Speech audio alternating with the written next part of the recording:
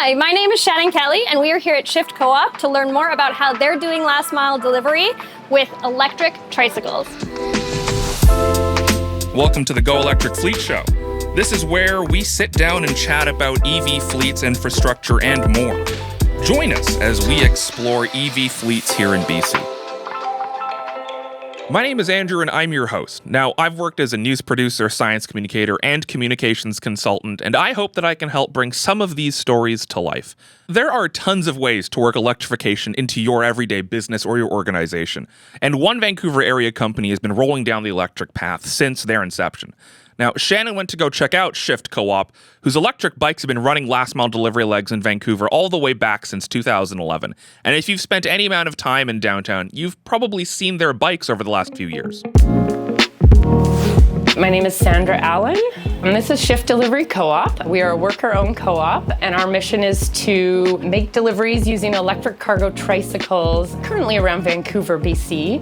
We like the idea of getting big vehicles off of the streets and making deliveries more community-friendly, environmentally friendly, all the good things about trikes and not giant vans and trucks.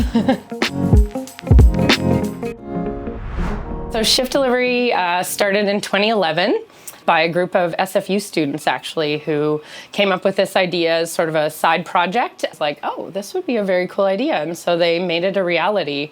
I came in about 6 years ago and just loved the idea and bought into the co-op, and I'm now one of the co-owners, logistics manager, HR. In a co-op, you end up wearing many hats. So this is our main warehouse space. We have lots of clients that we go and pick items up, but some of them we can bring things here. So this is sort of our client space where we keep things for that. And then here's all the trikes. So this is where the awesome part of our job is. Yeah, where we store all of our trike babies. And lots of bikes. A lot of us, of course, ride bikes to work. Yeah, this is our mechanic zone over here. So we have a full-time mechanic that keeps all of our trikes rolling, which is very important until the technology of trikes catches up. We do a lot of repairs and maintenance on these kind of nonstop to keep them rolling. So we have a couple different types of trikes that we use. They have different qualities and for them. So depending on what a triker is doing, sort of what their day entails, how many hills, loads, etc., we choose what trike will be best for them. All the trikes come back here and have a little parking spot. They get charged up overnight or in between during breaks so that we can keep them going all day. So I'm interested about kind of the business model that's operating with Shift, which is as a co-op. So can you tell me a little bit about that?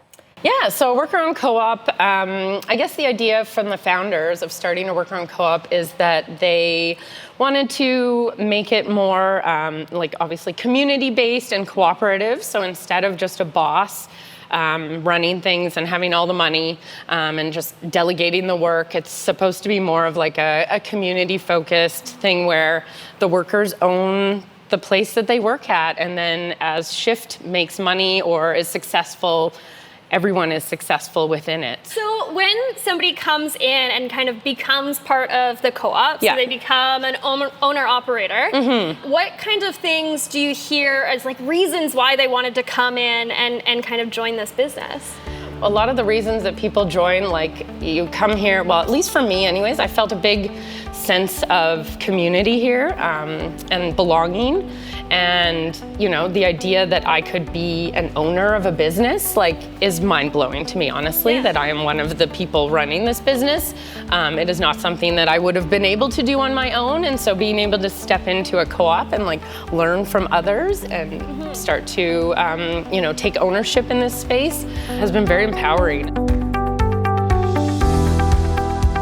And one of the things I've noticed as you're kind of mentioning how it operates differently from other businesses is you mentioned about the fact that you have an in-house repair. Yes. And so a little bit different, because a lot of the times when we talk about places that have fleets and they're usually cars versus bikes. Yeah.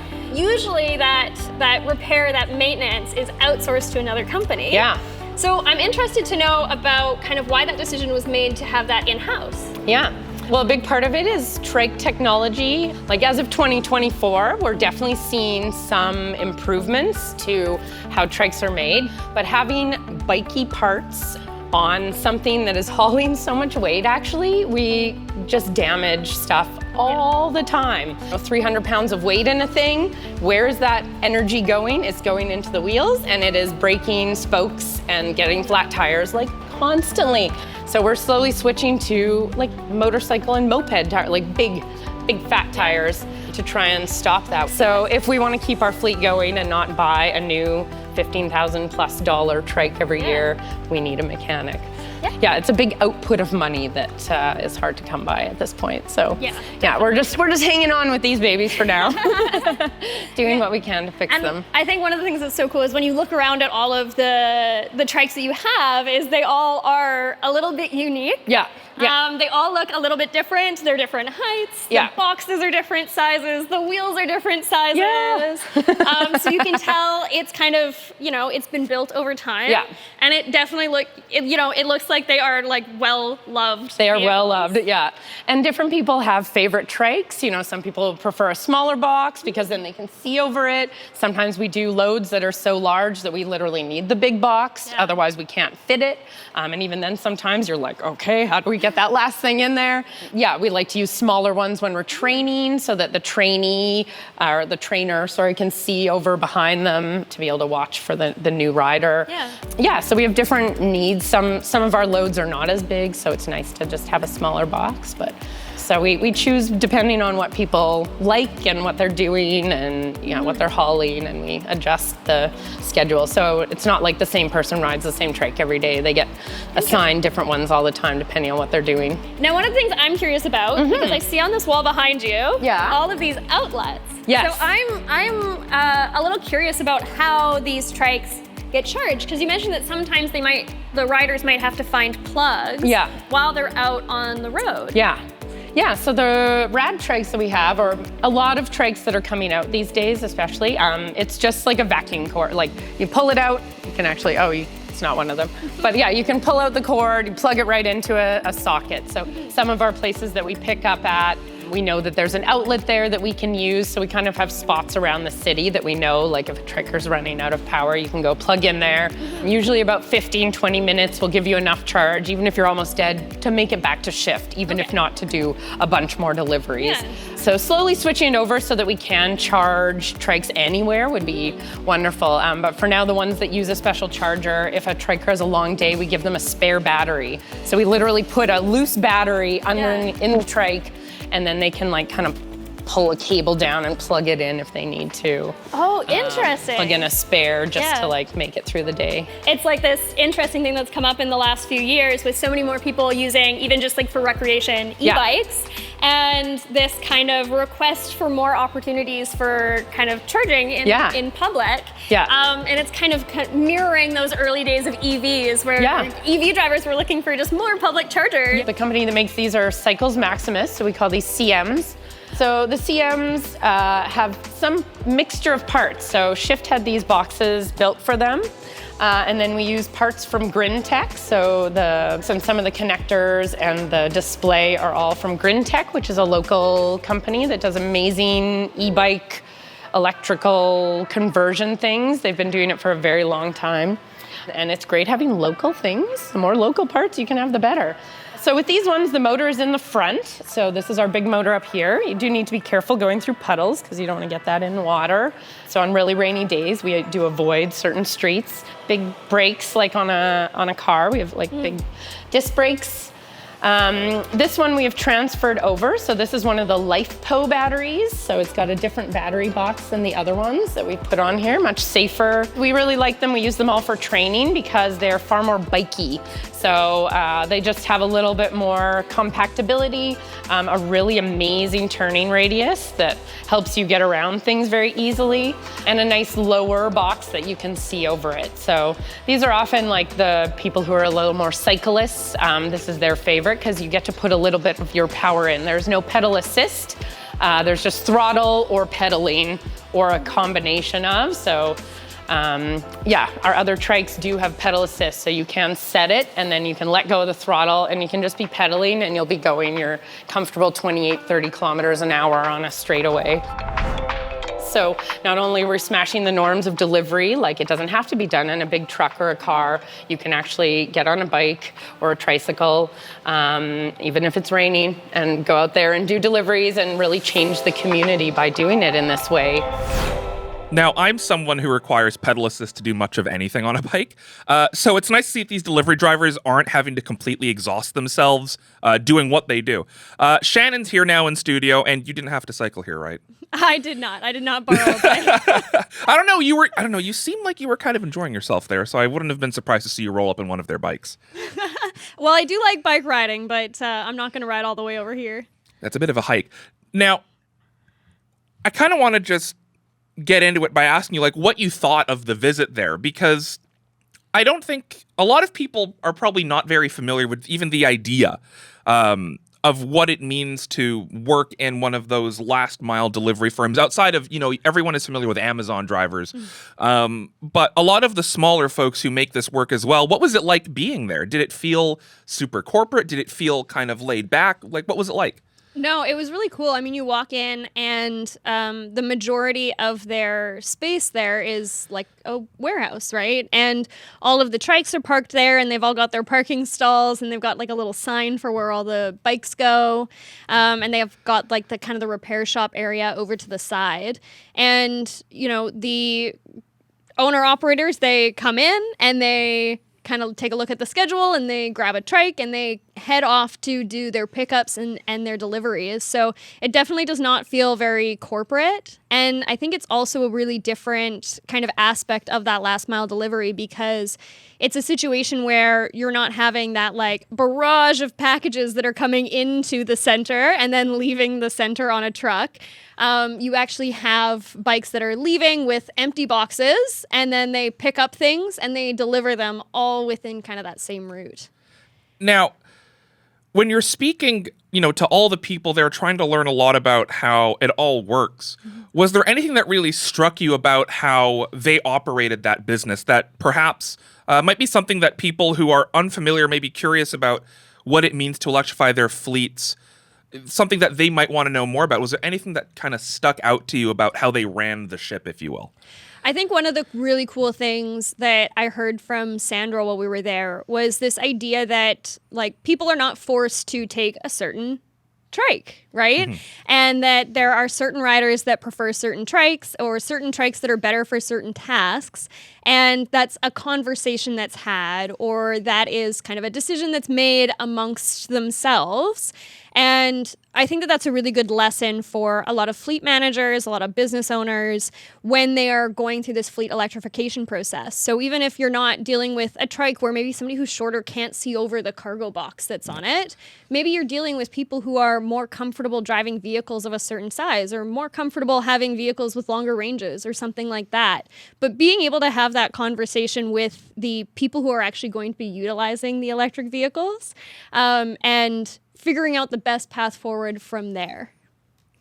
Now, this kind of idea of choosing the right vehicle for the job, right? This is a theme that you can blow up to anything where, a company wants to say, figure out how to turn, their 4 delivery vans, into electric vans, and they're not sure where to go.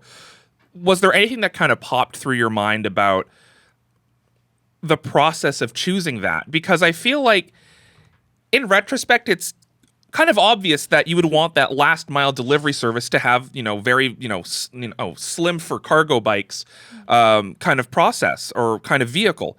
But going through all of that as somebody who is new to the game, as somebody who doesn't really understand or know where to start, did that make you kind of wonder how, you might be able to better inform people about the kinds of vehicles they can choose for different things? Like, has that ever tied into your experience working with this, trying to help people right-size their fleets? 100%, because I think that sometimes, especially for so many people in business, they are not necessarily tied into every newsletter about electric vehicles. They're not necessarily tied into every announcement, looking at social media, right? I mean, so many people are not even on the internet on a regular basis outside of, what is required for their work. So they might not be aware of all of the models or the different types of vehicles vehicles that are available. And a lot of the times, the way that people find out is through like lists for incentive programs, right? So they'll look at the list and they'll go, oh, these are all the vehicles that are available. But there might be other options as well that maybe just don't qualify or they haven't been registered.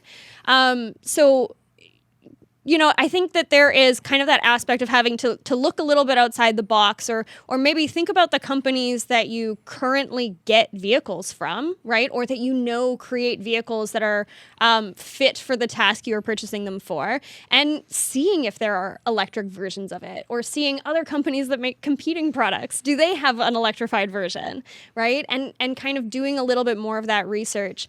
And I think that also ties into something that Sandra had mentioned, which is this idea of wearing many hats, where you might be a fleet manager who's concerned about, gas consumption, life cycles, and things like that of your vehicles, but you are going to have to basically become a researcher or develop that curiosity about what's out there. And in a sense, I kind of feel like when we think about, say, 2011, that's fairly early in this kind of mass scale adoption of, electrification. So now that we're, almost 15 years on from the beginning when Shift Co-op began, which time is scary. Time is scary. But it's been, almost 15 years. And now that there is a lot more information out, and now that there's a lot more kind of stuff for people to digest, I feel like, or I wonder if there's kind of this anxiety about it because there's so much information. It's like an information overload. It kind of makes me wonder if it might be easier for people to think about this in the same way that they would think about outfitting their fleet for a gas or a diesel vehicle. Because there's a difference in the fact that you have to think about the infrastructure. But when you're thinking about what kind of needs that your vehicle needs to be able to provide for you, what kind of amenities you want, there's actually not a whole lot of difference between right sizing or choosing the right vehicle for you, right? Yeah, so, in general, you always want to just look for the vehicle that has the right specifications for the task you have. And a lot of the time, those specifications are the same, whether you're buying a gas vehicle or whether you're buying an electric vehicle. The difference is just that we look at range very differently, right? So like gas vehicles all have a range to them. You can cycle through, the instrument cluster and it'll come up with a range of what it expects with the amount of gas it has. And that would be one of the biggest differences between the two.